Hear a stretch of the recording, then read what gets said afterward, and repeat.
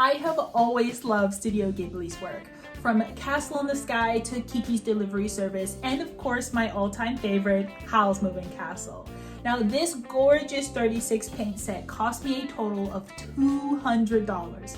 So please, let's hope I love them, because at this point, my wallet hates me. So one thing that I have noticed is there's only 2 yellows really in this entire set, so I can see maybe you'd have to replace these often if you use yellow, but they have lots of greens, a good range of blues and purples, you've got cools and warms, so I think this might end up being my new favorite set. Also, it's my very first professional level set of paints, as these are the paints that Studio Ghibli uses on all of their background paintings. So let's jump into the video. So first things first, the sketch. I did want to start this piece off on a wet on wet. So I did wet not only the front side of the paper, but the back side of the paper. The reason why I did that was to give this paint its best shot and keep it from buckling way too much underneath my tape. Starting off, I really wanted to focus on using the paints unmixed. So the sky is quite literally just the dark blue color, and then I used a lighter blue color to kind of give it a gradient in the sky. I kind of wanted to just play around with how good do these paints mix with just 2 basic colors that are close to each other, I guess you would say. I honestly think that it worked really well. The paint's very opaque. I only ended up doing like 2 layers for the sky, but I will say I accidentally like dropped another color on the sky, and I will say once you finish a portion, be extremely careful about getting any droplets in that area, because if you have to wet that area again, you will see the brush strokes. I did it when I was fixing the white border. So pre-warning, it's not mistake friendly at all. And that leads me to the next part that I want to talk about, which is the lifting. Because I did do this first layer of the sky with a wet on wet technique, this paint lifts from the paper so beautifully.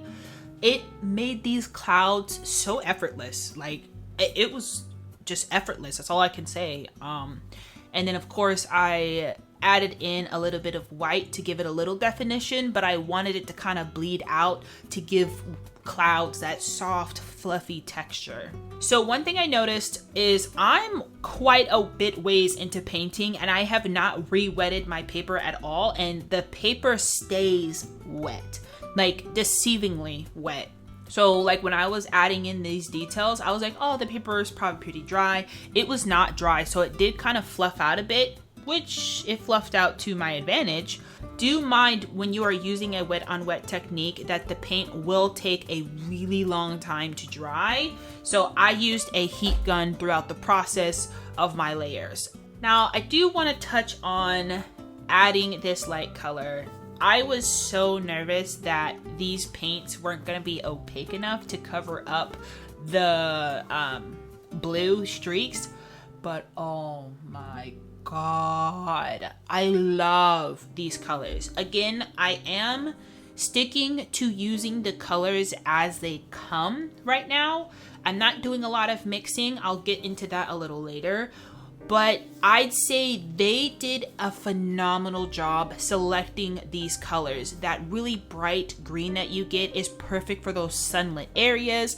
Then they give you a beautiful, vibrant mid green, and you have a dark viridian green. And the colors just play so well with each other without having to put in any mixing knowledge. So if you don't have a lot of color theory in your head, this set will do you wonders with just using the colors as is. So one thing I wanted to touch on and talk about, it kind of is going to be its own video. Probably I'll do that next week.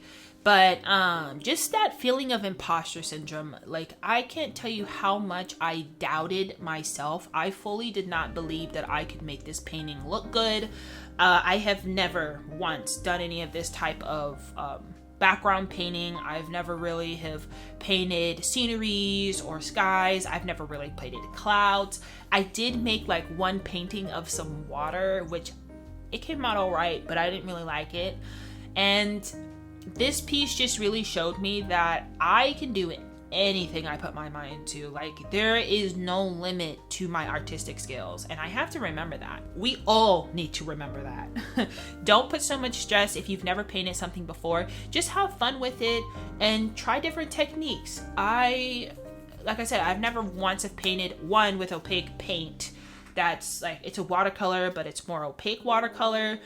And I've always been envious of like people who do digital art, because as much as I like digital art and like rendering out pieces, I just really can't get behind painting digitally. I don't know. It's just not nearly as fun as painting in person, but it also makes me feel like I have this pressure of, I now need to be ultra perfect with my paintings if I want them to even remotely compete or look as good as digital art. So this piece just, it blew me away. I didn't know that I had this level of capability, and I know a lot of others always like to say, oh, I could never make a painting like that. I could never do that. And I'm telling you, I have never painted foliage. I have never painted backgrounds, trees, mountains. I've never done any of that. And I just proved to myself that I can do it. And even better, I didn't even look at any particular mountain or reference. I just was like, I know there's mountains in the background of the, Adventure Time treehouse. So I just drew two different type of mountains. One that's more icy, that I think is more icy, and one that feels like it's more luscious and greens like a forest. Because that's really all I had to go off of. But yeah, don't underestimate yourself, you guys. Like, just go for it. Please go for it. And don't do what I do and stress and break down, and instead of painting, you shut down and you don't paint at all. Don't do that. Hello. I'm tired. It is currently Thursday, and this needs to be done by Saturday. And it also needs to look nice enough because it will be hanging up in my house, and I have to find a place to put it. Getting used to these new knicker and poster paints. One thing I will say, the light colors dry darker and the darker colors dry lighter. So like here, when I was doing this, I had to keep testing the color to make sure it was not gonna dry too dark. I don't want to call this the halfway point because it doesn't really feel like it's the halfway point. I've been painting for a total of like 8 hours, and I'm crunching so hard to get this video done. Wish me luck. But more on the mixing.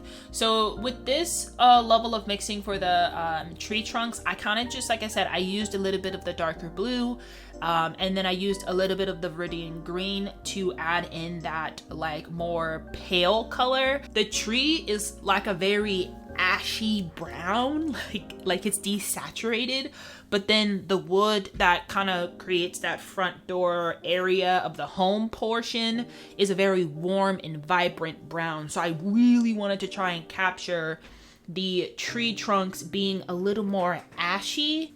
I will say that over the course of painting this the last 3 days, I left my colors in my palette to dry. I purposely wanted to see what they would be like re-wetting them, and they re-wet perfectly. I just used my little eyedropper, add water to all of the colors that I'm going to be using, let them sit for a bit. I'll mix them up. They'll look a little chunky at first, but if you let them sit and soak up and kind of rehydrate themselves, they go back to their normal consistency, which is crazy because we all know some things when they dry, it's like impossible to get it to look as good as when you first took it out of the tube.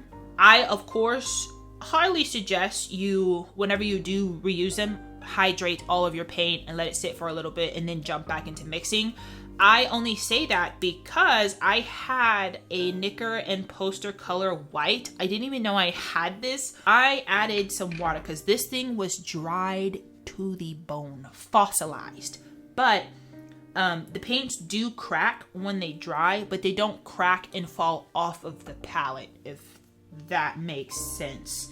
If it's a very thin layer, like just the right layer, it'll flake right out of your palette. So I suggest keep it in an airtight container because then it won't flake up. But if it's out in the open, it can flake and easily come off of your palette. So If you're only going to be painting for a couple of days, it's not that bad, but you definitely wouldn't be able to travel with these dried on any sort of travel palette because it will get all over the place. I didn't want to show too much, but here is my very last painting of this entire year.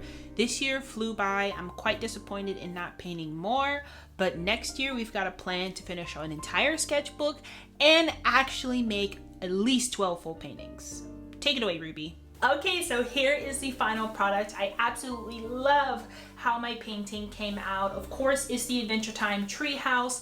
It's one of my favorite shows. I recently just finished it. I cried. So I figured what better to put up in my house and make it feel like a home than the treehouse itself. I absolutely loved working with the Knicker poster paint. I can definitely see why Studio Ghibli uses these on all of their background works.